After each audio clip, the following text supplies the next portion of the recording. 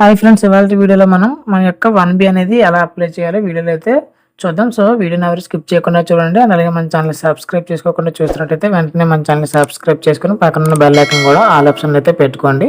So ఈ యొక్క 1B అనేది మనం మీ భూమి పోర్టల్ ద్వారా కూడా తీయొచ్చు. కాకపోతే అక్కడ మనకి ఎక్కడ కూడా డిజిటల్ సిగ్నేచర్ అయితే అయి రాదు. అండ్ అలాగే మనకి మన యొక్క స్టేట్ గవర్నమెంట్ యొక్క లోగో కూడా ఎక్కడ రాదు. సో ఇప్పుడు మనం మీ సేవ ద్వారా యొక్క 1B అనేది అయితే అప్లై చేయడం జరుగుతుంది. సో ఫస్ట్ ఆఫ్ ఆల్ మీ సేవ సిటిజన్ లాగిన్ కి అయితే రావాలి. సో ఇక్కడ మనకి లాగిన్ అయిన తర్వాత లిస్ట్ ఆఫ్ సర్వీసెస్ లో రెవెన్యూ డిపార్ట్మెంట్ దగ్గర ఆర్ఓఆర్ 1B అని ఉంది కదా, సో దానిపైన అయితే క్లిక్ చేయాలి. సో క్లిక్ చేసినట్టయితే అప్లికేషన్ ఫామ్ అనేది ఈ విధంగా ఉంటుంది. ఇక్కడ డిస్ట్రిక్ట్ దగ్గర మీ యొక్క డిస్ట్రిక్ట్ సెలెక్ట్ చేసుకోండి. అండ్ అలాగే మండలం దగ్గర మీ యొక్క మండలం, అలాగే విలేజ్ దగ్గర మీ యొక్క విలేజ్ నేమ్ అనేది అయితే సెలెక్ట్ చేసుకోండి. అలాగే మీ యొక్క ఖాతా నెంబర్ ఎంటర్ చేసి గెట్ డీటెయిల్స్ అని కనిపిస్తుంది కదా, దానిపైన క్లిక్ చేసినట్టయితే ఈ విధంగా అప్లికెంట్ డీటెయిల్స్ అనేవి అయితే ఓపెన్ అవుతుంది. సో అప్లికెంట్ డీటెయిల్స్ అన్ని చూసుకున్న తర్వాత ఆధార్ కార్డ్ నెంబర్ అండ్ అలాగే applicant name, applicant father name, applicant gender male అయితే మేల్, ఫీమేల్ అయితే ఫీమేల్, అండ్ అలాగే సెక్రటరియట్ అంటే మీ యొక్క సచివాలయం, పర్మనెంట్ అడ్రస్ దగ్గర ఆటోమేటిక్ గా స్టేట్ అనేది అయితే సెలెక్ట్ అవుతుంది. మీ యొక్క డిస్ట్రిక్ట్, మండల్ అండ్ అలాగే village, pin code, mobile number and అలాగే డోర్ నెంబర్. సో ఇవి మీరు ఎంటర్ చేసిన తర్వాత షో పేమెంట్ పైన క్లిక్ చేసినట్టయితే పేమెంట్ స్టేజ్ కి అయితే వెళ్తుంది. సో మీరు పేమెంట్ చేసినట్టయితే